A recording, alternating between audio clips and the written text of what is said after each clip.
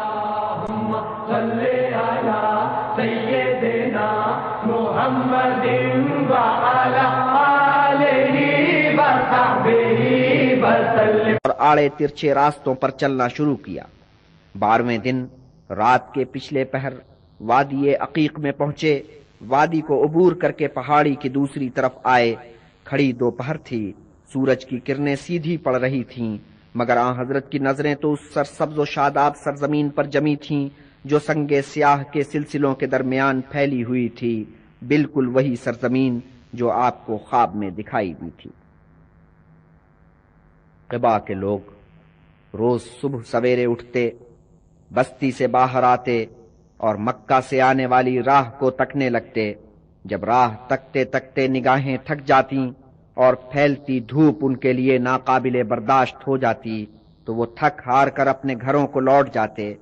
اگلی صبح پھر اسی طرح نور کے تڑکے اٹھنا، لپک جھپک بستی کے باہر جانا اور مکہ سے آنے والی راہ کو تکنے لگنا۔ کس بے چینی کے ساتھ وہ آنے والے کا انتظار کر رہے تھے۔ قبا یثرب کی نواحی بستی تھی اور کتنی ہری بھری تھی، جا بجا باغ پھولے ہوئے، کھجوروں کے جھنڈ کھڑے ہوئے۔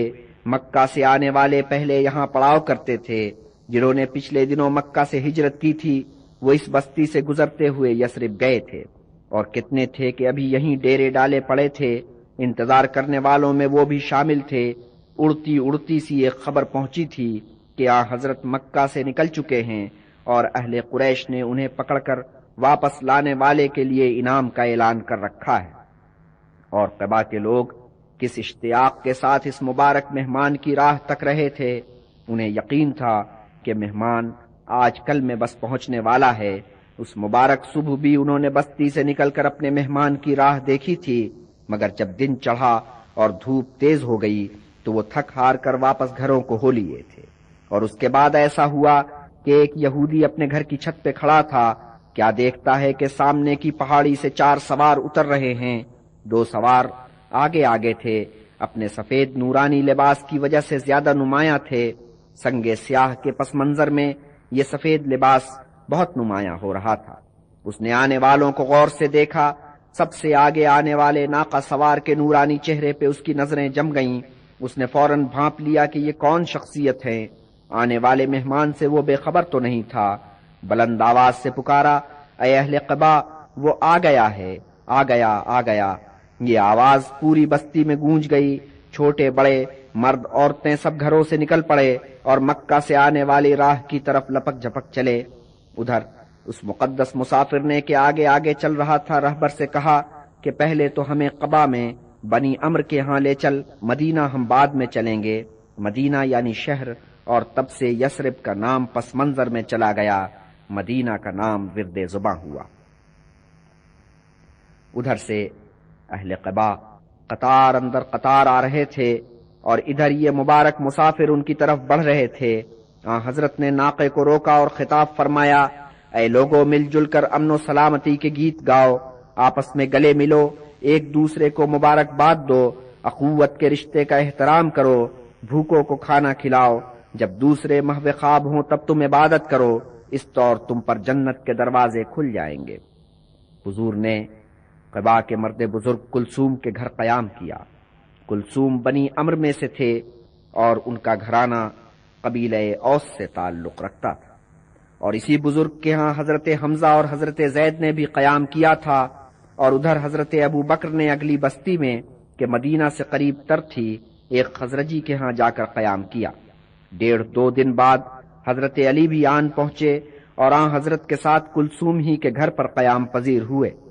حضرت کے جانے کے بعد وہ 3 دن تک مکہ میں رہے تھے اور حضرت کے پاس جس جس کی امانت تھی اسے اس کی امانت پہنچاتے رہے تھے۔ لوگ جوق در جوق آ رہے تھے اور حضور کا دیدار کر رہے تھے۔ مشتاقان دید کا ایک ہجوم تھا۔ اس ہجوم میں کتنے ہی یہودی بھی تھے جنہیں عقیدت کا جذبہ نہیں، ایک تجسس یہاں کھینچ لایا تھا۔ مگر ایک مشتاق دید ایسا آیا جس کی سج دھج سب سے الگ تھی۔ اصفہان کی ایک بستی کا باسی، آگے زرتشت کے مذہب کا ماننے والا تھا، مگر شروع جوانی میں شام کا سفر کیا اور وہاں جا کر عیسائی ہو گیا۔ نام اس کا سلمان تھا۔ کتنے راہبوں کے حلقے معتقدین میں شامل رہا۔ آخری مرشد وہ راہب تھا جس نے بستر مرگ پر پڑے پڑے اسے آگاہ کیا کہ اے سلمان، وہ وقت قریب ہے جب ایک پیغمبر ظہور کرے گا۔ وہ پیغمبر دین ابراہیمی لے کر آئے گا اور عرب میں ظاہر ہوگا، جہاں وہ اپنے مولد سے ہجرت کر کے اس شہر میں پہنچے گا جو کھجوروں کی سرزمین ہے اور دو پہاڑیوں کے درمیان واقع۔ نشانیاں اس کی یہ ہیں کہ ایک تو وہ خیرات قبول نہیں کرے گا، ہاں تحفہ قبول کرنے میں اسے آر نہیں ہوگا، اور دوسرے یہ کہ اس کے شانوں کے بیچ مہر نبوت ہوگی۔ سلمان نے یہ پیشگوئی گرہ میں باندھ لی، عزم باندھا کہ آنے والے پیغمبر کا دیدار ضرور کرنا ہے۔ سوداگروں کے ایک گروہ سے جن کا تعلق بنی کلب سے تھا معاملہ طے کیا، کہا کہ مجھے عرب لے چلو، مگر ان ستم ظریفوں نے اس کے ساتھ یہ مذاق کیا کہ وادی القرا میں پہنچ کر اسے اپنا غلام ظاہر کیا اور ایک یہودی کے ہاتھ بیچ دیا۔ اس یہودی نے آگے چل کر اسے اپنے ایک رشتہ دار کے ہاتھ بیچ دیا۔ یہ رشتہ دار بنی قریظہ سے تعلق رکھتا تھا اور مدینہ کا رہنے والا تھا، اور جب وہ سلمان کو لے کر مدینہ پہنچا تو سلمان نے فوراً جان لیا کہ یہی وہ مقام ہے جہاں اسے پیغمبر کا دیدار نصیب ہونا ہے۔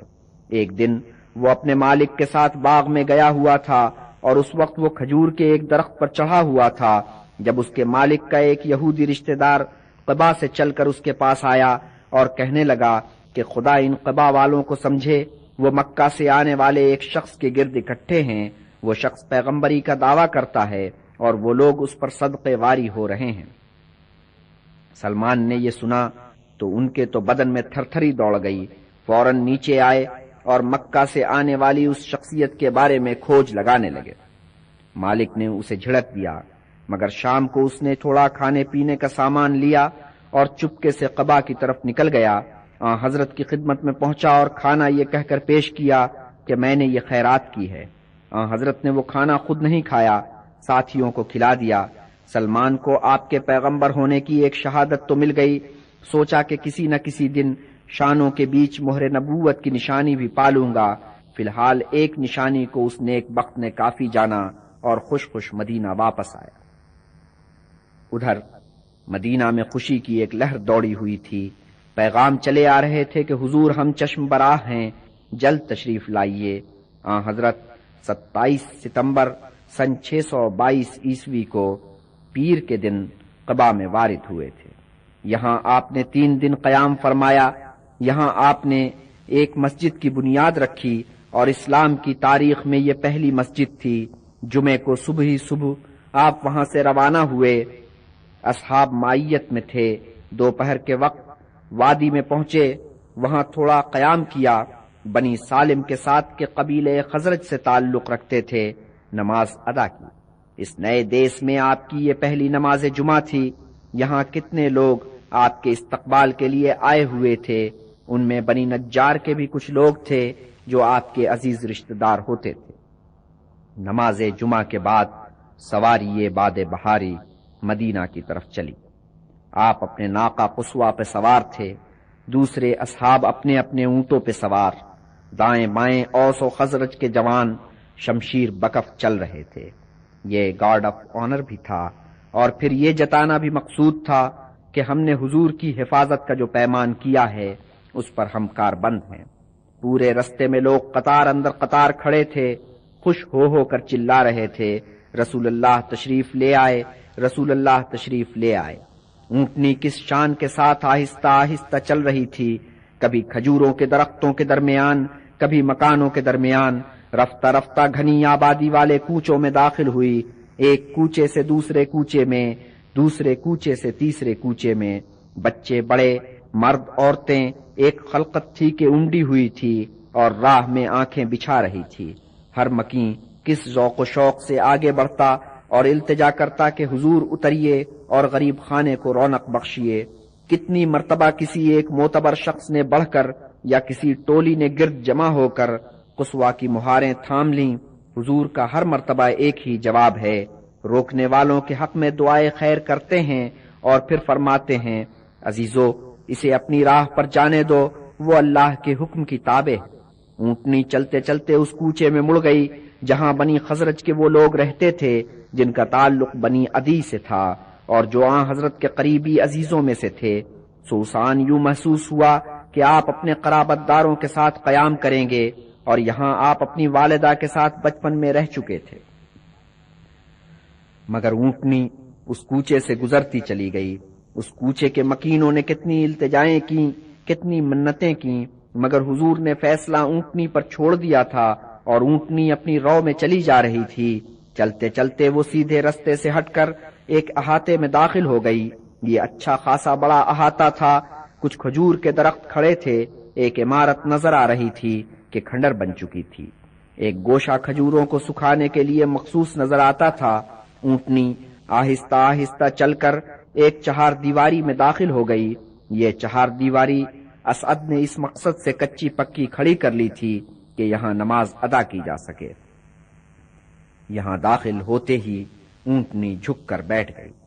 حضرت نے مہار چھوڑ دی مگر اترے نہیں۔ اونٹنی گھڑی بھر کے بعد پھر اٹھ کھڑی ہوئی اور اب آگے چلنے لگی، لیکن زیادہ آگے نہیں گئی تھی کہ مڑی اور پھر وہیں آ گئی جہاں پہلے آ کر بیٹھ گئی تھی۔ یہاں آ کر پھر بیٹھ گئی اور اب کی بار اس طرح بیٹھی کہ اپنا سینہ زمین کے ساتھ چسپاں کر دیا۔ حضرت اتر پڑے، فرمایا یہ مقام ہے جہاں انشاءاللہ ہمیں قیام کرنا ہے۔ پھر استفسار فرمایا یہ جگہ کس کی ہے؟ اوف کے بھائی معاذ نے بڑھ کر عرض کی کہ یہ جگہ دو یتیم لڑکوں سہل اور سہیل کی ملکیت۔ ان یتیم لڑکوں کے سرپرست اسد تھے۔ حضرت نے اسد کو ہدایت کی کہ ان لڑکوں کو میرے پاس لاؤ۔ سہل اور سہیل دونوں وہاں موجود تھے، فوراً مؤدب ہو کر سامنے آن کھڑے ہوئے۔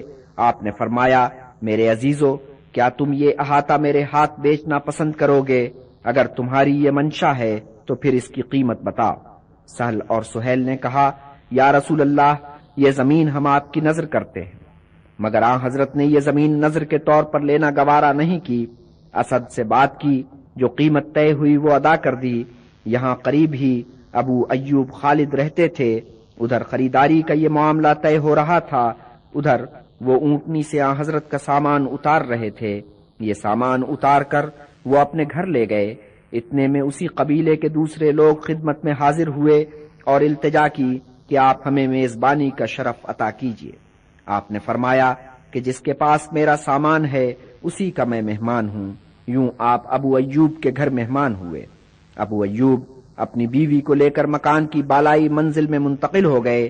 نچلی منزل میں حضرت نے قیام کیا اور قصوہ کو اسد اپنے مکان کے احاطہ میں لے گئے کہ وہ بھی یہاں سے 4 قدم کے فاصلے پر تھا۔ سہل اور سہیل کے احاطے میں کتنی گہم گہمی تھی، بنیادیں کھودی جا رہی تھیں، دیواریں اٹھائی جا رہی تھیں۔ مدینہ والے، مکہ سے آئے ہوئے مہمان اور خود حضور رسول مقبول صلی اللہ علیہ وسلم بلا امتیاز مقام و مرتبہ سب ہی کام میں جتے ہوئے تھے۔ کوئی اینٹیں ڈھو رہا ہے، کوئی گارا تیار کر رہا ہے، کوئی دیوار میں اینٹیں چن رہا ہے۔ یہ قطع زمین کب سے ویران پڑا تھا، کھجور کے چند درخت درمیان میں ایک تباہ عمارت کے جانے کب سے تباہ چلی آ رہی تھی، مگر اب اچانک اس قطع کی قسمت بدلی۔ مکہ سے کیسے مہمان آئے کہ زمین کے اس ٹکڑے کو 4 چاند لگ گئے۔ نئی تعمیر کا نقشہ بن رہا تھا، کھنڈر صاف کیا جا چکا تھا، کھجور کے درخت کاٹے جا چکے تھے، ان کے پتوں سے چھت پاٹی جائے گی، ان کے تنے شہتیر کے طور پر کھڑے ہو کر اس چھت کو سہارا دیں گے۔ ایک مسجد کا ڈول ڈالا جا رہا تھا۔ مدینہ میں انقلابی عمل شروع ہو چکا تھا۔ اب مدینہ میں خالی مدینہ والے نہیں تھے، مکہ سے ایک بڑا گروہ چل کر یہاں پہنچ چکا تھا، اور جو نئی زندگی یہاں شروع ہو رہی تھی اس میں تن من سے برابر کا حصہ لے رہا تھا۔ حضرت نے اہل مدینہ کو انصار کا خطاب عطا کیا، مکہ سے آنے والوں کو مہاجرین کہا۔ بے شک انصار نے مہاجرین کی بہت تواضع کی، مگر یہ مسئلہ اپنی جگہ تھا کہ ان 2 گروہوں کو کس طرح ایک رشتے میں گوندھا جائے اور ملی یکجہتی پیدا کی جائے۔ حضرت نے ایک طریقہ نکالا کہ ہر مہاجر کو کسی انصار کے ساتھ اور ہر انصار کو کسی مہاجر کے ساتھ بھائی بنا دیا۔ البتہ اپنے آپ کو اس سلسلے سے الگ رکھا، کیونکہ اگر انصار میں سے کسی ایک کو بھائی بنا لیتے تو دوسرے سمجھتے کہ اسے ان پر ترجیح دی گئی ہے۔ سو جب کتنے انصار کتنے مہاجروں کو اور کتنے مہاجر کتنے انصار کو اپنا بھائی قرار دے چکے، تو آپ نے حضرت علی کا ہاتھ پکڑا اور فرمایا کہ میرا بھائی علی ہے۔ خیر، انصار اور مہاجرین تو اس طور شیر و شکر ہو گئے، مگر مدینہ کے معاشرے میں ایک عنصر اور بھی تھا، یہ یہودی تھے۔ ان کا اپنا الگ مذہب تھا، اس لیے جس طرح مہاجر و انصار آپس میں شیر و شکر ہو گئے تھے، اس طرح یہودی تو نہیں ہو سکتے تھے۔ حضرت نے یہ کہا کہ ان کی الگ مذہبی حیثیت تسلیم کرتے ہوئے ان سے ایک معاہدہ کیا جائے۔ اس معاہدے میں مسلمانوں اور یہودیوں کی برابر کی حیثیت تسلیم کی گئی تھی۔ یہ طے ہوا کہ اگر کسی یہودی کے ساتھ زیادتی ہو تو مسلمان اور یہودی دونوں مل کر اس زیادتی کا تدارک کریں اور اس کا حق اسے دلوائیں۔ اسی طرح اگر مسلمان کے ساتھ کوئی زیادتی ہو تو یہودی اور مسلمان مل کر اس زیادتی کا تدارک کریں اور اس کا حق اسے دلوائیں۔ اگر کفار سے جنگ چھڑ جائے تو یہودی اور مسلمان مل کر ان کا مقابلہ کریں، اور جب صلح کی نوبت آئے تو یہ نہ ہو کہ مسلمان یا یہودی الگ ان سے صلح کر لیں، دونوں مل کر صلح کریں۔ اگر مسلمانوں اور یہودیوں کے درمیان کوئی جھگڑا اٹھ کھڑا ہو تو رسول اللہ کو واسطہ بنا کر اللہ تعالیٰ سے رجوع کیا جائے۔ اس معاہدے میں واضح طور پر یہ شرط نہیں رکھی گئی تھی کہ یہودی باضابطہ طور پر آن حضرت کو خدا کا رسول تسلیم کریں، مگر دستاویز میں جہاں جہاں آن حضرت کا حوالہ آیا تھا آپ کے لیے رسول اللہ کا لقب استعمال کیا گیا تھا۔ یہودیوں نے سیاسی مصلحتوں کے تحت یہ معاہدہ کیا اور ساری شرائط تسلیم کر لیں۔ انہیں یہ نظر آ رہا تھا کہ اس وقت مدینہ میں آن حضرت سب سے زیادہ با اثر اور مقتدر شخصیت ہیں، اور یہ اثر و اقتدار ابھی اور بڑھتا دکھائی دے رہا تھا، تو ان کے لیے یہ شرائط قبول کرنے کے سوا کوئی چارہ نہیں تھا، مگر وہ آپ کو خدا کا رسول کیسے مان لیتے؟ یہ گروہ ایک احساس برتری میں مبتلا تھا، اس کے تصور میں یہ کیسے آ سکتا تھا کہ پیغمبر یہودیوں کے علاوہ کسی دوسرے گروہ میں بھی ظہور کر سکتا؟ تو ظاہری طور پر انہوں نے آن حضرت سے تعلقات خوشگوار رکھے، لیکن تہہ دل سے انہوں نے آپ کی ذات کو قبول نہیں کیا۔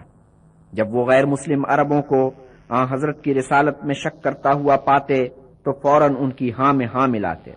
مدینہ کے عربوں کا حوال یہ تھا کہ وہ تیزی سے مسلمان ہوتے چلے جا رہے تھے، مگر یہ مسلمان مکہ کے مسلمانوں سے رویے میں بہت مختلف تھے۔ اصل میں مدینہ میں آ کر اسلام کو ایک نئی صورتحال سے دوچار ہونا پڑا۔ مکہ میں اسلام کسی طاقت کا مظہر نہیں تھا، وہاں مسلمان ہونا نقصان کا سودا تھا۔ جو مسلمان ہو جاتا اسے بہت کچھ کھونا پڑتا تھا اور اہل قریش کا ظلم و ستم سہنا پڑتا تھا۔ سو وہاں جو شخص مسلمان ہوتا تھا اس کے خلوص میں شک نہیں کیا جا سکتا تھا، مگر مدینہ میں آ کر اسلام ایک طاقت بن گیا۔ اب مسلمان ہونا گھاٹے کا سودا نہیں رہا، مسلمان ہونے میں لوگوں کو فائدہ نظر آنے لگا۔ سو کتنے محض دنیاوی مصلحتوں کے تحت مسلمان ہو گئے، اندر سے بدلے نہیں، باہر سے اسلام کا لبادہ اوڑھ لیا۔ اس طرح منافقوں کا ایک گروہ پیدا ہو گیا۔ اسلام کی مکی دور میں منافق کا تصور نہیں کیا جا سکتا تھا۔ اس کردار نے مدینہ کے حالات میں پرورش پائی، اور کتنے ایسے تھے کہ ایمان ان کا پختہ نہیں تھا، ڈھلم الیقین تھے، مگر منافقوں کے باوجود مدنی عربوں کی زندگی میں ایک انقلاب رونما ہوا۔ سب سے بڑا واقعہ یہ ہوا کہ ان کے قبائلی جھگڑے ختم ہو گئے۔ کہاں قبیلے ایک دوسرے کے خلاف چھریاں تیز کرتے رہتے تھے، کہاں اب وہ گھل مل کر بسر کر رہے تھے، مگر یہ اتحاد و یکجہتی کی فضا یہودیوں کو گوارا نہیں ہو سکتی تھی۔ اس سے ان کی قدر و قیمت بہت گھٹ گئی۔ جب قبیلے آپس میں لڑتے تھے تو فریقین انہیں اپنی طرف ملانے کی کوشش کرتے تھے، سو وہ ایک اچھی خاصی تیسری طاقت بن جاتے تھے اور ان کے وارے نیارے ہو جاتے تھے۔ اب جو قبائلی جھگڑے ختم ہوئے تو ان کی یہ حیثیت ختم ہو گئی، ان کے مفادات خطرے میں پڑ گئے۔ دور بھی نگاہیں دیکھ رہی تھیں کہ یہ لوگ اپنے اتحاد اور اسلام کی طاقت کے ساتھ زور پکڑتے چلے جائیں گے، پھر یہودیوں کی حیثیت کیا رہ جائے گی۔ ان حالات میں بنی قنیقاع کے ایک شاطر سیاستدان نے عجیب چال سوچی۔ ایک نوجوان کو کہ خوش آواز تھا، یہ مشن سونپا کہ انصار کی محفل میں جا کر وہ نظمیں سناؤ جو بنی خزرج اور بنی اوس کے شاعروں نے زمانے جنگ میں لکھی تھیں۔ ان نظموں کی صورت یہ تھی کہ اپنے قبیلے کے سورماؤں کی تعریف و توصیف، جنگ میں کام آنے والوں کا مرثیہ، مخالف قبیلے پر لان تان، بزدلی کے تانے، انتقام کی دھمکیاں۔ جب اس نوجوان نے انصار کی محفل میں جا کر یہ نظمیں پڑھیں تو اوس اور خزرج دونوں پر ان کا عجب اثر ہوا۔ پورا قبائلی ماضی ان کے تصور میں زندہ ہو گیا، لگے ایک دوسرے پر آوازیں کسنے۔ نوبت یہاں تک پہنچی کہ لڑنے مرنے پر تل گئے، نیاموں سے شمشیریں نکل آئیں، کمانوں میں تیر جڑ گئے۔ ادھر جنگ کا یہ پورا نقشہ جم چکا تھا۔ ادھر کسی درد مند مسلمان نے جا کر آن حضرت کو یہ خبر سنائی۔ آن حضرت نے مہاجرین کے گروہ کو ساتھ لیا اور موقع واردات پر جا پہنچے اور یوں مخاطب ہوئے کہ اے مسلمانوں، اللہ اللہ، کیا تم پھر وہی کچھ کرو گے جو زمانہ جاہلیت میں کیا کرتے تھے؟ دراں حال ہے کہ میں تمہارے درمیان موجود ہوں اور خدا تعالیٰ نے تمہارے سینوں کو نور ایمان سے منور کر دیا ہے اور کفر و ضلالت کے گڑھے سے تمہیں نکال لیا ہے اور اتحاد و اتفاق کی برکت سے نوازا ہے اور عزت و توقیر بخشی ہے۔ حضرت کے یہ الفاظ سن کر اوس و خزرج کے جوانوں کو اچانک احساس ہوا کہ وہ ہوش و حواس کھو کر کس راہ پر چل پڑے ہیں۔ ندامت سے ان کے سر جھک گئے، آنکھوں سے آنسو جاری ہو گئے، تلواریں نیاموں میں چلی گئیں اور پھر ایک دوسرے سے وہ گلے مل گئے۔ بنی خزرج اور بنی اوس بالعموم مسلمان ہو چکے تھے، لیکن کوئی ابھی تک اپنی ضد پر قائم تھا۔ ان میں عبداللہ ابن ابی خاص طور پر قابل ذکر ہے۔ یہ شخص اپنے علاقے میں بہت اثر و رسوخ کا مالک تھا۔ حضرت کا یہاں ورود ہوا تو اسے اپنا اثر گھٹتا نظر آیا۔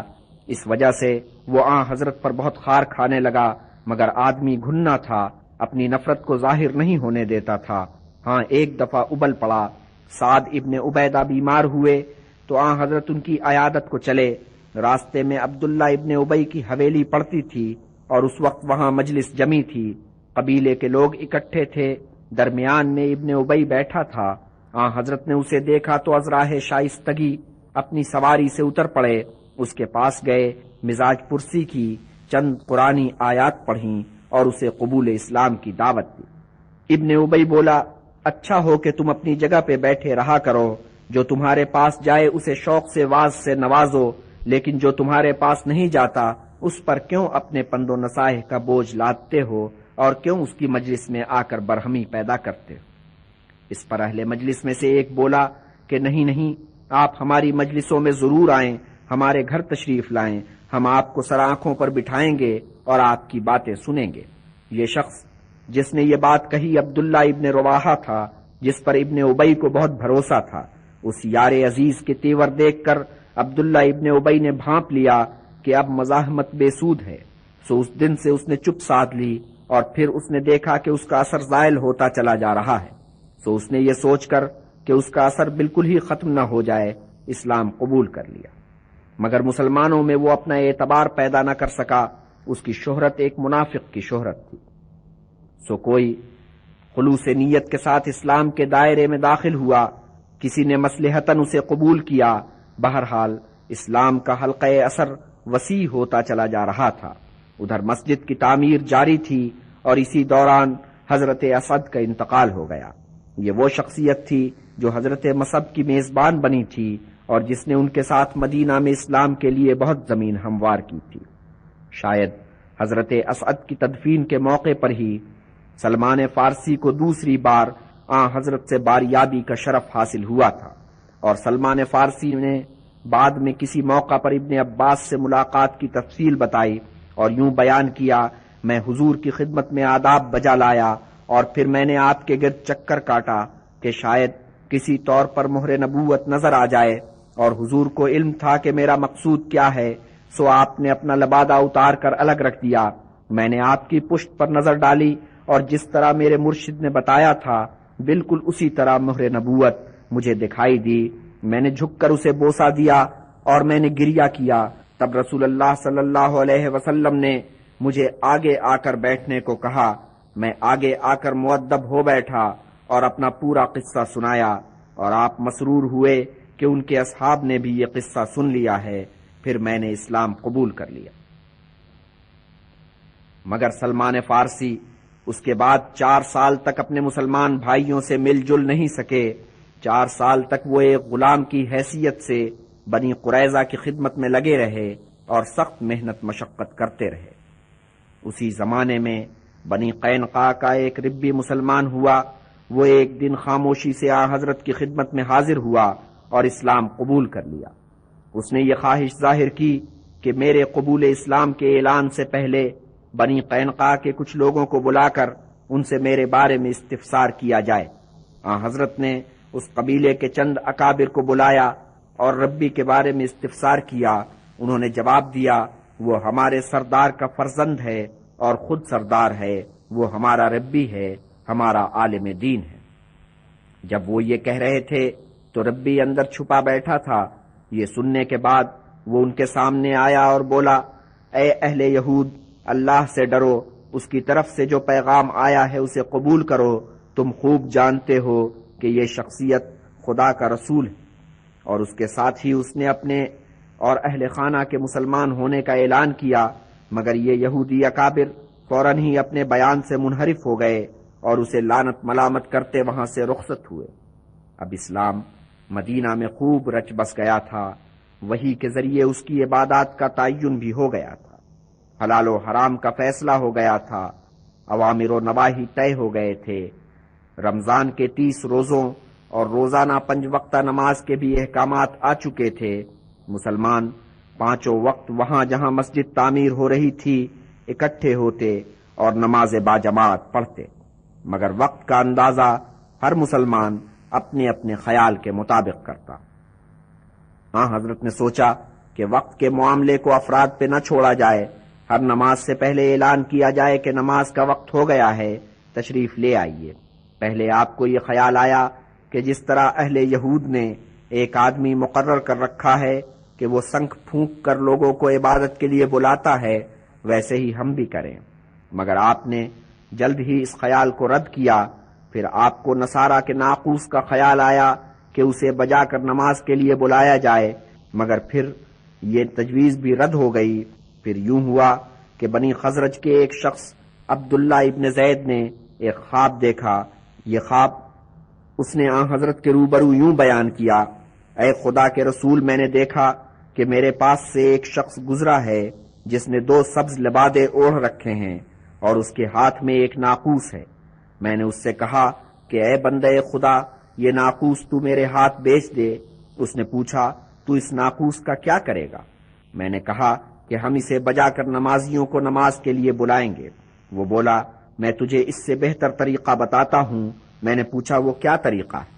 اس نے کہا، پہلے تو کہہ اللہ اکبر، اور اس نے یہ کلمہ 4 مرتبہ دہرایا، پھر 2 مرتبہ کہا اشہد ان لا الہ الا اللہ، اور پھر کہا اشہد ان محمد رسول اللہ، حی علی الصلاح، حی علی الفلاح، اللہ اکبر، اور پھر 1 مرتبہ لا الہ الا اللہ۔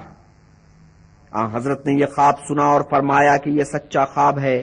پھر فرمایا کہ بلال کے پاس جاؤ کہ وہ شخص خوش الحان ہے اور اسے یہ کلمات یاد کراؤ۔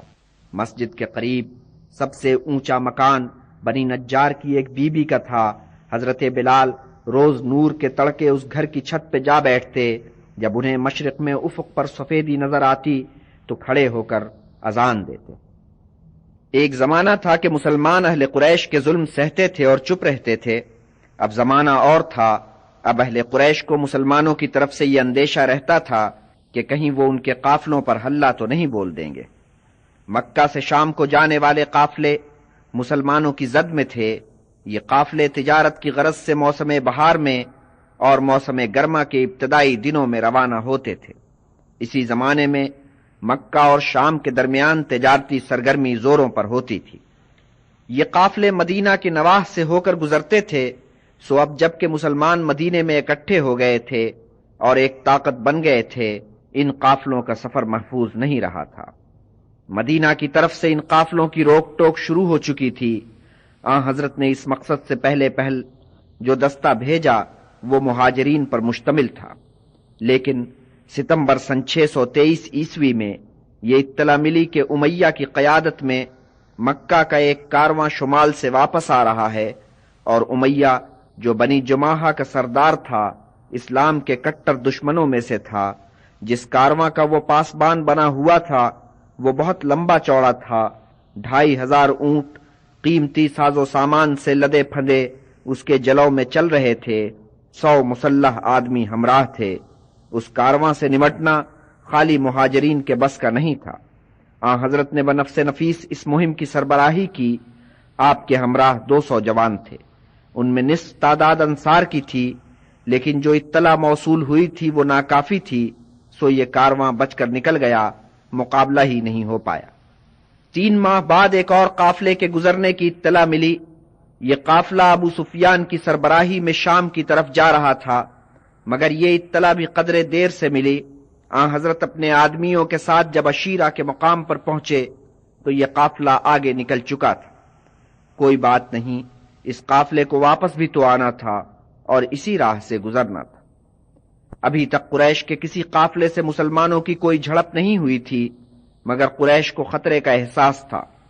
وہ اس واقعے سے غافل نہیں تھے کہ یثرب ان کے دشمنوں کا اڈا بن چکا ہے، مگر وہ یہ سمجھ رہے تھے کہ صرف شمال کی طرف جانے والے قافلوں کے لیے خطرہ ہے، جنوب کی طرف جانے والے راستوں کو وہ محفوظ سمجھتے تھے۔ ان کی یہ خوش فہمی جلد دور ہو گئی۔ آن حضرت کو خبر ملی کہ مکہ سے ایک تجارتی قافلہ یمن کے لیے روانہ ہوا ہے۔ آپ نے عبداللہ ابن جہش کو 8 مہاجروں کے دستے کے ساتھ روانہ کیا اور ہدایت کی کہ طائف اور مکہ کے درمیان پہنچ کر ان کی گھات میں بیٹھ جائیں۔ آن حضرت نے انہیں قافلے پر حملہ کرنے کی کوئی ہدایت نہیں کی تھی، بس ان کی خبر رکھنے اور لانے کی ہدایت کی تھی۔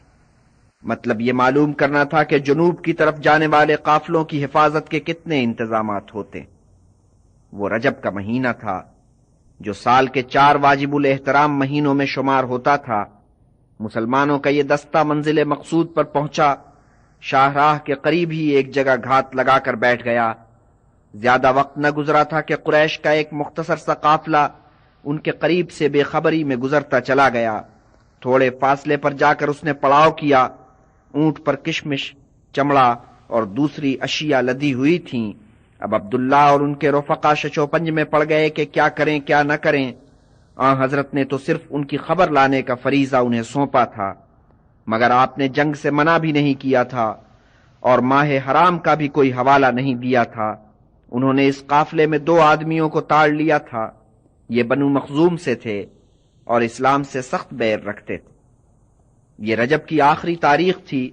سورج کے غروب ہونے کے بعد شعبان کا مہینہ شروع ہو جانا تھا، جو واجب الاحترام مہینوں میں شمار نہیں ہوتا تھا، یعنی اس مہینے میں جنگ کی کھلی چھٹی تھی، مگر اس وقت تک تو قافلہ کہیں آگے نکل چکا ہوگا۔ آخر بہت پس و پیش کے بعد انہوں نے قافلے پر حلہ بول دیا۔ پہلے ہی تیر میں قافلے کا ایک آدمی ڈھیر ہو گیا۔ بنی مخزوم کے ایک فرد عثمان نے اور ایک آزاد غلام حکم نے خود کو حوالے کر دیا، مگر عثمان کا بھائی نوفل بچ کر نکل گئے۔ عبداللہ ان قیدیوں کو اور ساز و سامان سے لدے اونٹوں کو لے کر مدینہ پہنچے۔ جو مال ہاتھ آیا تھا اس کا 5واں حصہ آن حضرت کے لیے مخصوص کیا، باقی کا مال کچھ رفقا میں تقسیم کیا، کچھ حصہ اپنے پاس رکھ لیا، مگر آن حضرت نے اس مال کو قبول کرنے سے انکار کر دیا۔ فرمایا کہ میں نے تم لوگوں کو اس واجب الاحترام مہینے میں جنگ کرنے کا اذن نہیں دیا تھا۔ بس پھر کیا تھا، بھائی برادر کی طرف سے ان پر لعن طعن ہونے لگی کہ تم نے ماہ حرام کا احترام نہیں کیا۔ یہودیوں نے کہا کہ یہ پیغمبر اسلام کے لیے برا شگون ہے۔ ادھر قریش نے پروپیگنڈا شروع کیا کہ محمد نے ماہ حرام کی بے حرمتی کی ہے۔ تب یہ آیت نازل ہوئی کہ تم سے ماہ حرام میں جنگ سے متعلق جو لوگ سوال کرتے ہیں ان سے کہہ دو کہ اس مہینے میں جنگ کرنا بڑا گناہ ہے، مگر لوگوں کو اللہ کی راہ سے روکنا اور اس سے انکار کرنا اور مسجد حرام میں نہ جانے دینا اور مکہ سے اس کے باسیوں کو نکال دینا اللہ کے نزدیک اس سے بھی بڑا گناہ ہے، اور فتنہ قتل سے بڑھ کر ہے، اور یہ لوگ تم سے برابر لڑتے رہیں گے، یہاں تک کہ اگر ان کی بن آئے تو وہ تمہیں دین سے برگشتہ کر دیں۔ آن حضرت نے اس آیت سے یہ جانا کہ ماہ حرام میں جنگ نہ کرنے کی رسم کی توثیق کی گئی ہے، لیکن اس واقعہ جنگ کو اس سے مستثنی کر دیا گیا ہے۔ سو آپ نے عبداللہ اور ان کے رفقا کو اطمینان دلایا کہ تم نے کوئی گناہ نہیں کیا ہے، اور جو حصہ آپ کے لیے رکھا گیا تھا اسے قبول کر لیا۔ بنی مخزوم نے اپنے دونوں آدمیوں کی رہائی کے لیے زر فدیہ بھیجا۔ عثمان تو واپس چلا گیا، مگر حکم نے اسلام قبول کر لیا اور مدینہ ہی میں رہ پڑا۔ اب ابو سفیان کی واپسی کا وقت بھی قریب آ چلا تھا۔ آن حضرت نے اس قافلے کی نقل و حرکت معلوم کرنے کی غرض سے 2 آدمی روانہ کیے، مگر مدینہ میں یہودی بھی تو تھے، خود مسلمانوں کی صفوں میں منافق بھی موجود تھے۔ انہی میں سے کسی نے ابو سفیان کو چپکے سے اس منصوبے کی اطلاع بھجوا دی۔ ابو سفیان نے جھٹپٹ ایک آدمی مکہ کی طرف دوڑایا کہ اہل قریش کو صورتحال سے مطلع کرے، اور خود اس نے اس طرح سفر شروع کیا کہ دن رات ایک کر دیے۔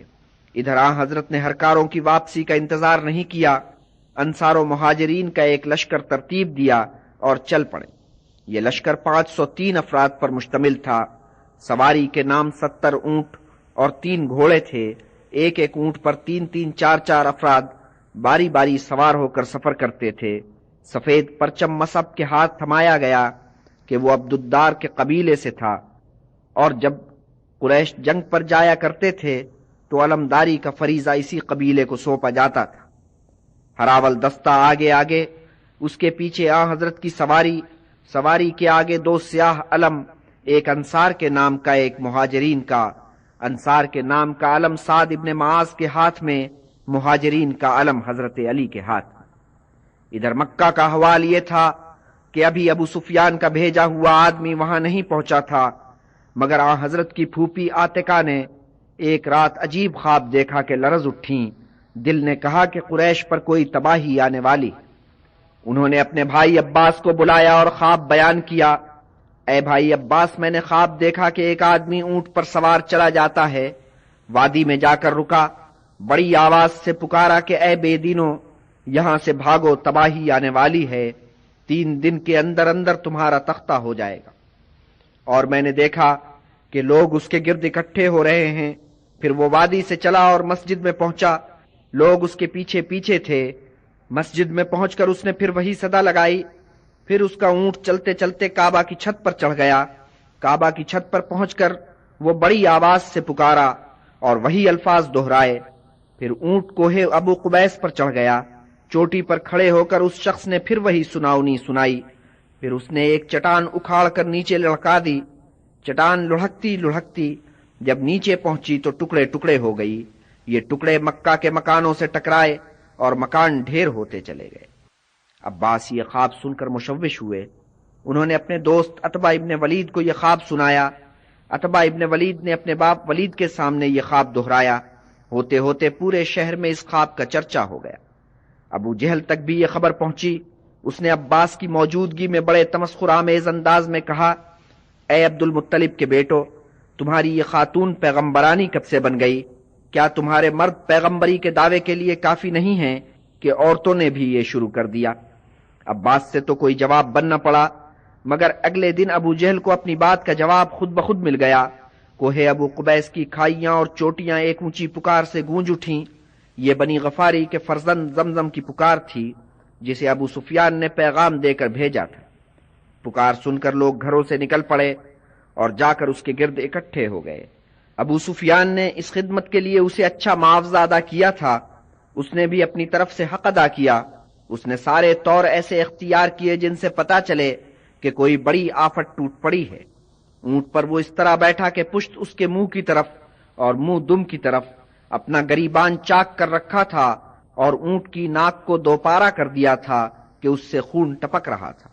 اس ڈرامائی رنگ سے وہ نمودار ہوا اور یوں پکارا کہ اے اہل قریش، محمد اور اس کے ساتھی مال و اسباب سے لدے تمہارے اونٹ تم سے چھیننے والے ہیں۔ ابو سفیان تمہیں پکارتا ہے، المدد المدد۔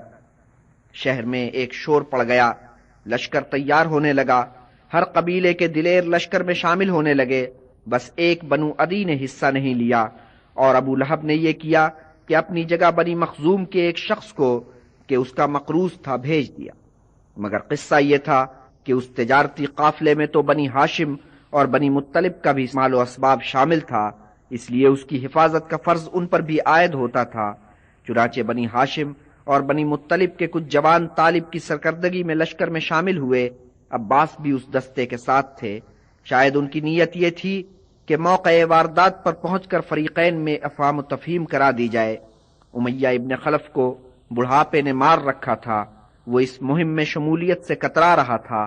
عتبہ نے یہ دیکھا تو خوشبو لے کر اس کے پاس آیا اور کہا کہ اے امیہ تو عورت نکلا، لے یہ خوشبو لگا کے گھر بیٹھ جا۔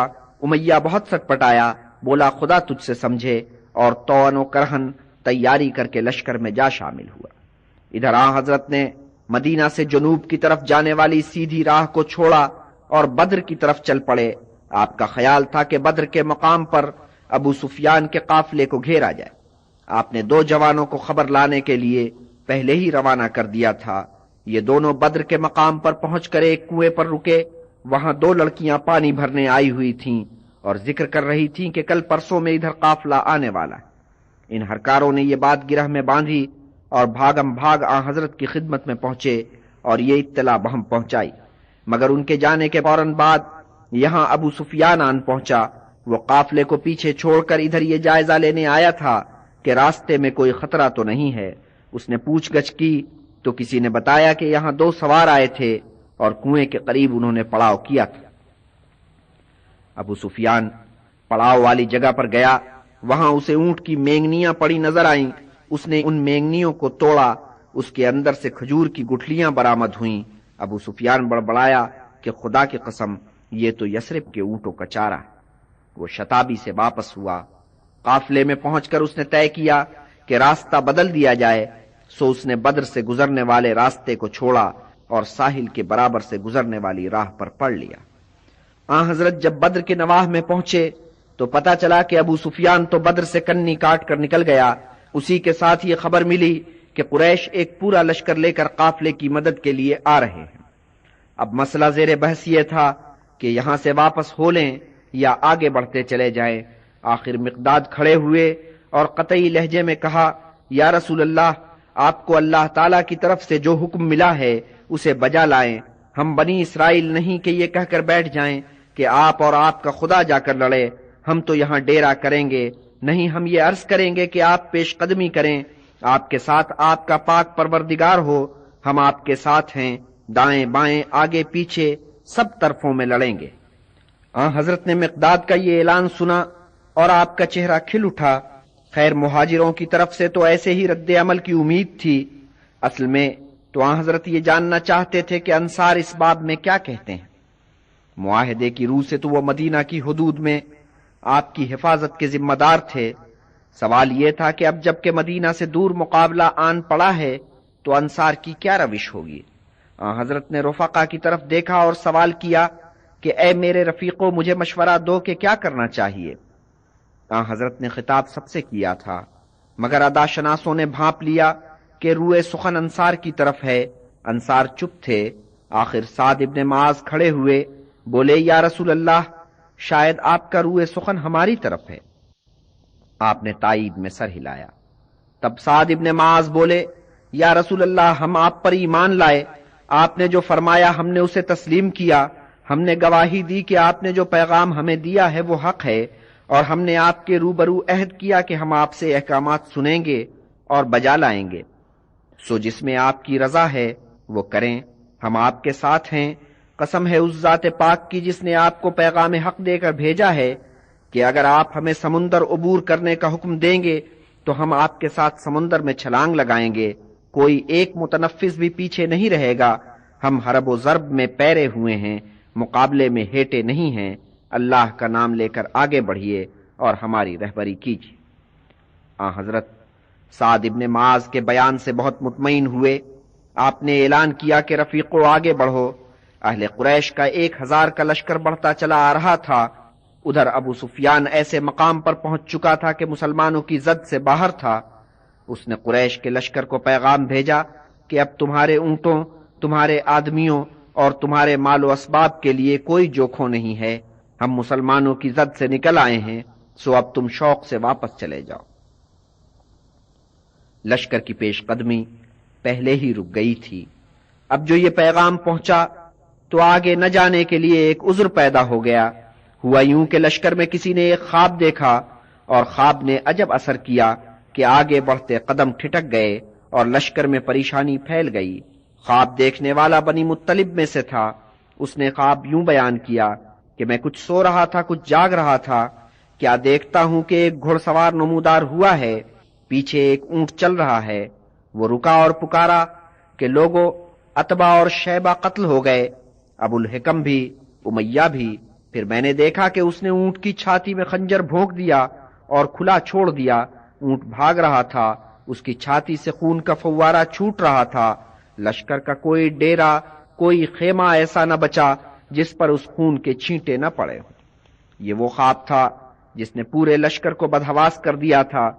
ابو جہل نے یہ خواب سنا تو تمسخرآمیز لہجے میں کہا، اے لو مطلب کی اولاد میں ایک اور پیغمبر پیدا ہو گیا۔ واضح ہو کہ ہاشم اور مطلب قبیلوں کو بالعموم ایک ہی قبیلہ تصور کیا جاتا تھا، اور ابو جہل پر اس خواب کا رد عمل یہ ہوا کہ وہ اپنے عزم میں اور پکا ہو گیا۔ سب کو مخاطب کر کے کہا کہ خدا کی قسم ہم بدر میں جا کر دم لیں گے، اس سے پہلے ہمارے قدم نہیں مڑیں گے۔ وہاں ہم 3 دن ڈیرا کریں گے، اونٹوں کو ذبح کر کے دعوتیں اڑائیں گے اور خم لنڈھائیں گے اور رقص و نغمہ کی محفلیں بپا کریں گے۔ ابو جہل کے اس اعلان کے باوجود کچھ لوگ مکہ واپس چلے گئے۔ ان میں طالب بھی تھے، جنہوں نے اپنے قبیلے کے کچھ آدمیوں کو ساتھ لیا اور واپسی کی تیاری کرنے لگے۔ یہ دیکھ کر قریش نے تان و تشنیع شروع کر دی۔ کہا، اے بنی ہاشم، ہمیں تمہارا خوب پتا ہے، تم ہمارے ساتھ آ تو گئے ہو مگر تمہارے دل محمد کے ساتھ۔ طالب نے یہ باتیں ایک کان سنی، دوسرے کان اڑا دیں اور وہاں سے واپس ہو لیے۔ ان کے بھائی عقیل رکے رہے، عباس بھی واپس نہیں گئے۔ اہل ایمان رات کو اطمینان سے سوئے۔ جب صبح کو جاگے تو ان کے چہرے پھول کی طرح کھلے ہوئے تھے۔ وہ جمعے کا دن تھا، رمضان المبارک کی 17 تاریخ سن 2 ہجری مطابق 17 مارچ سن 623 عیسوی۔ قریش کے لشکر نے نقل و حرکت شروع کر دی تھی۔ حضرت نے دیکھا کہ ایک بڑا لشکر گھوڑوں اور اونٹوں پر سوار بڑھتا چلا آ رہا ہے، اور آپ نے ہاتھ اٹھا کر دعا کی کہ اے پاک پروردگار، قریش غرور و تکبر کے نشے میں چور ہیں، تیرے منکر ہیں اور تیرے رسول کو جھوٹا بتاتے ہیں۔ اے رب العزت، جس نصرت کا تو نے ہم سے وعدہ کیا تھا اسے پورا کر۔ آج کی صبح ان کی تباہی کی صبح ہونی چاہیے۔ پھر آپ نے اٹھ کر اپنے لشکر کو سفارا کیا۔ قریش کا لشکر آگے بڑھتے بڑھتے تالاب کے قریب آ گیا تھا۔ بنی مخزوم کا فرزند اسود گھوڑا دوڑاتا ہوا بالکل تالاب کے پاس آ گیا۔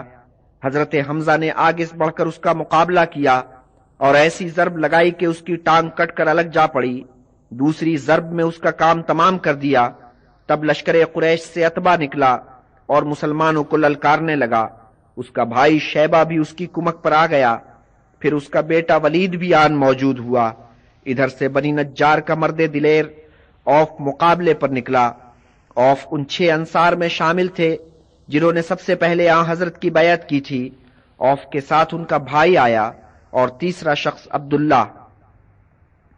انہیں دیکھ کر اتبا نے کہا، ہم تم سے نہیں لڑیں گے، ہم نے اپنے قبیلے کے سورماؤں کو للکارا ہے، وہ ہمارے مقابلے میں آئیں۔ تبا حضرت اپنے قبیلے کے مردان دلیر سے مخاطب ہوئے، اے عبیدہ اٹھو، اے حمزہ اٹھو، اے علی اٹھو۔ عبیدہ مطلب کے پوتے تھے اور عمر میں حمزہ اور علی دونوں سے بڑے تھے اور جنگ کا طویل تجربہ رکھتے تھے۔ وہ اتبا کے مقابلے پر آئے۔ حضرت امیر حمزہ نے شیبہ کو للکارا، حضرت علی نے ولید سے 2 ہاتھ کیے۔ شیبہ اور ولید تو فوراً ہی ڈھیر ہو گئے، لیکن عبیدہ اتبا سے لڑتے ہوئے زخمی ہو گئے۔ تب حضرت حمزہ اور حضرت علی اتبا پر ٹوٹ پڑے اور دم کے دم میں اس کا کام تمام کر دیا۔ 3 جوانان قریش ایک ہلے میں مارے گئے۔ ایک دم سے سناٹا چھا گیا۔ لشکر قریش ٹھٹک گیا تھا، مگر دوسرے ہی لمحے اس لشکر کی طرف سے ایک تیر چلا۔ سناٹا ٹوٹا، دونوں طرف سے تیر چلنے لگے۔ اوف کو اتبا سے لڑنے کا موقع نہیں ملا تھا، اس پر دل برداشتہ تھے۔ اس وقت وہ حضرت کے قریب موجود تھے، پوچھنے لگے، یا رسول اللہ، اللہ اپنے بندے سے کب خوش ہوتا ہے؟ آپ نے فرمایا، جب وہ زرہ الگ پھینک کر دشمنوں پر ٹوٹ پڑتا۔ اوف نے یہ سنا اور زرہ اتار کر الگ پھینکی اور تلوار سونت کر آگے بڑھے۔ ادھر حضرت نے مٹھی بھر کنکریاں قریش کی طرف پھینکی اور فرمایا، تمہارے چہرے مسخ ہو جائیں، اور اس کے ساتھ ہی انہوں نے حملے کا حکم دیا۔ بس پھر گھمسان کی جنگ شروع ہو گئی۔ جب گھمسان کا رن پڑا ہوا تھا تو مسلمانوں میں ایک یہ احساس کام کر رہا تھا کہ ان کے دوش بدوش فرشتے بھی لڑ رہے ہیں۔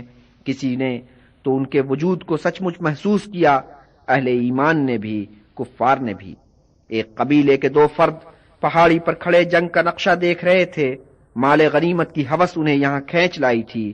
ان کے سروں سے ایک بادل گرجتا ہوا گزرا، بادل کے اندر سے گھوڑوں کے ہنہنانے کی آوازیں آ رہی تھیں۔ ان میں سے ایک کا خوف سے جگر پھٹ گیا، بس گرا اور مر گیا۔ ادھر ایک مسلمان غازی ایک دشمن کا تعاقب کر رہا تھا، وہ ابھی اس سے دور ہی تھا کہ کسی غیبی ہاتھ نے وار کیا اور دشمن کا سر بھٹے کی طرح اڑ گیا۔ کتنے غازیوں نے فرشتوں کو کھلی آنکھوں سے دیکھا، اس شان کے گھوڑوں پر سوار تھے جن کے کھر زمین سے نہیں لگ رہے تھے۔ بہت جلد قریش کا دم خم جاتا رہا، لشکر بھاگ کھڑا ہوا، بس تھوڑے سورما ڈٹے رہے اور لڑتے رہے۔ ان میں سب سے بڑھ کر ابو جہل تھا جو بہت بے جگری سے لڑ رہا تھا۔ بالآخر اوف کے بھائی معاذ نے ایسا وار کیا کہ وہ نیچے آ رہا۔ ابو جہل کے بیٹے اکرما نے معاذ پر حملہ کیا اور اس کا بازو توڑ دیا۔ معاذ نے اپنے لٹکتے بازو کو جھٹک کر الگ کیا اور پھر لڑنا شروع کر دیا۔ ابو جہل گر پڑا تھا مگر ابھی اس میں جان باقی تھی۔ اوف کے دوسرے بھائی نے گزرتے گزرتے اسے دیکھا کہ ابھی تک زندہ ہے اور ایک کاری ضرب لگا کر آگے نکل گیا۔ قریش کے لشکر میں بھگدڑ پڑی ہوئی تھی۔ اس بھگدڑ میں بہت سے بچ کر نکل گئے، لیکن 50 کے لگ بھگ زد میں آ گئے۔ ان میں سے کچھ مارے گئے، کچھ شدید زخمی ہوئے، کچھ بھاگتے بھاگتے زد میں آئے اور ڈھیر ہو گئے، اور 50 ہی کے لگ بھگ پکڑے گئے اور قیدی بنا لیے گئے۔ پکڑے جانے والوں کے بارے میں ایک رائے یہ تھی کہ انہیں ٹھکانے لگا دیا جائے، مگر دوسری رائے غالب آئی کہ انہیں اسیر بنا لیا جائے اور فدیہ لے کر چھوڑا جائے۔ ہاں، ایک شخص کے بارے میں سب متفق تھے کہ اسے زندہ نہیں چھوڑنا چاہیے، اور وہ ابو جہل تھا۔ اس کی تلاش شروع ہوئی۔ عبداللہ ابن مسعود نے واپس میدان جنگ میں جا کر اسے ڈھونڈ نکالا۔ اس سخت جان میں ابھی جان باقی تھی اور اتنا ہوش تھا کہ اس نے عبداللہ ابن مسعود کو پہچان لیا۔ ابو جہل نے عبداللہ ابن مسعود کو کعبہ میں بآواز بلند قرآن کی تلاوت کرنے پر زد و کوب کیا تھا۔ بیچارے غریب آدمی جو تھے، ماں ان کی ایک لونڈی تھیں، اب عبداللہ کا پلہ بھاری تھا۔ انہوں نے ابو جہل کی گردن پہ پاؤں رکھ دیا۔ اس پر ابو جہل نے کہا کہ اے گڈریے، میری گردن پر پاؤں رکھ کر تو بلند ہو گیا ہے۔ پھر پوچھا کہ آج کے دن کون جیتا کون ہارا؟ عبداللہ ابن مسعود نے کہا اللہ اور اس کے رسول کی فتح ہوئی۔ پھر انہوں نے اس کا سر قلم کیا اور آن حضرت کے پاس لے گئے۔ امیہ ابن خلف کو بڑھاپے نے بے دست و پا کر دیا۔ عبد الرحمن ابن عوف زرہیں بطور مال غنیمت لے کر جا رہے تھے۔ امیہ نے کہ اپنی سواری گم کر بیٹھا تھا عبد الرحمن کو آواز دی، اے عبد الرحمن، مجھے اسیر بنا لے، میں ان زرہوں سے زیادہ قیمتی اسامی۔ عبد الرحمن نے زرہوں کا بوجھ سر سے اتارا اور امیہ اور اس کے بیٹے کو قیدی بنا کر لے چلے، مگر راستے میں بلال مل گئے۔ انہوں نے جو اپنے سابق آقا کو جس نے ان پر بہت ظلم کیے تھے دیکھا تو ان کی آنکھوں میں خون اتر آیا۔ نعرہ لگایا کہ میرے ہوتے ہوئے یہ شخص زندہ نہیں رہ سکتا۔ عبد الرحمن نے بہت ٹوکا مگر بلال نے جلال میں آ کر باپ بیٹے دونوں کا سر قلم کر دیا۔ اسیروں میں ایسے معززین بھی تھے جن کا آن حضرت سے قریبی رشتہ تھا۔ ایک تو سہیل تھے جو بی بی سودا کے چچازاد بھائی اور ان کے پہلے شوہر کے سگے بھائی تھے۔ پھر آپ کے چچا عباس تھے اور آپ کے چچازاد بھائی عقیل اور نوفل تھے، اور زینب کے شوہر ابو العاص۔ آن حضرت کے احکامات یہ تھے کہ ان اسیروں کے ساتھ نرمی کا سلوک کیا جائے، مگر رواج کے مطابق انہیں رسیوں سے تو باندھا جانا تھا۔ روایت یوں ہے کہ چچا کی تکلیف کے خیال سے آن حضرت رات کو سو نہیں سکے۔ آخر آپ نے ہدایت کی کہ ان کی رسی ڈھیلی کر دی جائے۔ آن حضرت نے مقتولوں کی لاشوں کو ایک گڑھے میں ڈلوا دیا تھا۔ رات کے وقت آپ اس گڈھے کے پاس گئے اور یوں مخاطب ہوئے، اے گڑھے میں پڑے ہوئے لوگوں، اے وہ لوگوں جن کی اپنے رسول کے ساتھ قرابت تھی، تم نے اس کے ساتھ قرابت کا حق نہیں نبھایا۔ تم نے مجھے کاذب کہا جبکہ انہوں نے جو قرابت دار نہیں تھے مجھے سر آنکھوں پر بٹھایا۔ تم مجھ سے لڑے جبکہ انہوں نے جو قرابت دار نہیں تھے میدان میں ساتھ دیا، اور ان کی مدد سے مجھے فتح حاصل ہوئی۔ کیا تم سے تمہارے معبود نے جو وعدہ کیا تھا وہ اس نے پورا کیا؟ میرے معبود نے جو مجھ سے وعدہ کیا تھا وہ تو پورا ہوا۔ بعض اصحاب نے آپ کو مردوں سے یوں مخاطب ہوتے دیکھا تو حیرت سے بولے کہ آپ مردوں سے باتیں کر رہے ہیں۔ آپ نے فرمایا تمہاری طرح مردے بھی سماعت رکھتے ہیں مگر صرف سنتے ہیں، جواب نہیں دے سکتے۔ اگلے دن آپ اپنے لشکر کو لے کر اور مال غنیمت اور اسیروں کے ساتھ مدینہ روانہ ہوئے۔ ان میں 2 قیدی بہت موٹی اسامی تھے، ایک نظر جس کا تعلق بنی عبد الدار سے تھا، دوسرا عقبہ جس کا تعلق بنی عبد الشمس سے تھا۔ یہ دونوں اسلام کے سخت بیری تھے، اور شکست اور قید و بند کے بعد بھی آن حضرت نے ان کی قلب ماہیت کے کوئی آثار نہیں دیکھے، سو آپ نے راستے ہی میں ان کے قتل کا حکم دے دیا۔ نظر کا سر حضرت علی نے قلم کیا، عقبہ کا سر قلم کرنے کا فریضہ بنی اوس کے ایک رکن نے انجام دیا۔ مدینہ میں شادمانی کی لہر دوڑی ہوئی تھی، خوشی کا سما تھا، فتح کے شادیانے بج رہے تھے۔ ادھر مکہ پر اوس پڑی ہوئی تھی، اہل قریش اپنے مقتولوں کے سوگ میں تھے، بچ نکلنے والے ٹولیوں میں بٹ کر باحال تباہ واپس آ رہے تھے، کوئی اکیلا بچتا بچاتا، خستہ و درماندہ واپس پہنچتا اور شکر کرتا کہ بدر کے میدان سے وہ جان بچا کر لے آیا ہے۔ شہر میں جو شخص سب سے پہلے شکست کی خبر کے ساتھ پہنچا وہ شاعر ابو سفیان ابن حارث تھا۔ وہ خود مفروروں میں سے تھا، اس کا بھائی نوفل مدینہ میں رنج اسیری کھینچ رہا تھا۔ ابو سفیان ابن حارث وہ شخص تھا جو اسلام کی مخالفت میں پیش تھا۔ کس جوش کے ساتھ اس نے رسول اللہ کے خلاف جو رشتے میں اس کے بھائی ہوتے تھے ہجویں لکھی تھیں، مگر مارکہ بدر نے اس کے حوصلے پست کر دیے تھے۔ شہر میں داخل ہو کر وہ سب سے پہلے کعبہ پہنچا، وہاں ابو لہب کے رشتے میں اس کا چچا ہوتا تھا، شامیانہ زمزم کے سائے میں رونق افروز تھا۔ اس نے دیکھا کہ ابو سفیان تباہ حال مایوسی کی تصویر بنا چلا آ رہا ہے، اسے بلا کر پاس بٹھایا، پوچھا، اے بھتیجے، کچھ سنا کہ بدر میں کیا گزری؟ اے میرے بزرگ، میرے پاس کہنے کے لیے اس کے سوا کچھ نہیں کہ ہم مقابلے میں اترے اور پیٹھ دکھا کر بھاگ کھڑے ہوئے، ہمارے قدم اکھڑ چکے تھے، انہوں نے جسے جی چاہا مار بھگایا، جسے جی چاہا اسیر بنا لیا، مگر میں اپنے لوگوں کو الزام نہیں دوں گا، ان بیچاروں کا خالی ان مسلمانوں سے مقابلہ نہیں تھا، ان کے مقابلے میں ایک پراسرار گروہ سفید پوشوں کا اترا ہوا تھا۔ یہ لوگ ابلق گھوڑوں پر سوار تھے اور زمین و آسمان کے بیچ چھائے ہوئے نظر آ رہے تھے۔ شامیانے کے ایک گوشے میں بیٹھی ام الفضل کان لگا کر یہ احوال سن رہی تھیں۔ عباس کا غلام ابو رفیع ان کی خدمت میں حاضر تھا اور تیر بنا رہا تھا۔ ام الفضل تو مسلمان تھی ہی، وہ بھی مسلمان ہو چکا تھا، مگر کسی پر اس نے اپنا یہ راز ظاہر نہیں کیا تھا۔